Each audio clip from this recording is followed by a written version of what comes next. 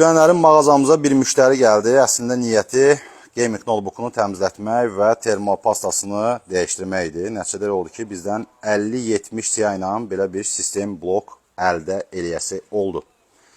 Deməli, prosesor olaraq biz i9 14900KF seçdik. Onu soyuda bilən belə bir liquid maye soyutmasıdır, temperaturu idarə olunan. Plata Gigabyte firmasından seçdik. Z790 Gaming DDR5 Wi-Fi dəstəkləyir. 32 GB operativ yaddaş quraşdırdıq. Maksimal sürət ala bilməyimiz üçün Samsung 990 Pro 1 TB M2 sürətli SSD. Videokarta 5070 Ti 16 GB 256 bit 3 fanlı və Zalmanın Gold sertifikatından qida bloku. 1000 wattlıq. Кейsin özü də Zalman кейsidir. Z10 Plus və belə bir кейsi deməli müştərimizə başa gəldi 5000 manata. Xeyirli olsun deyək.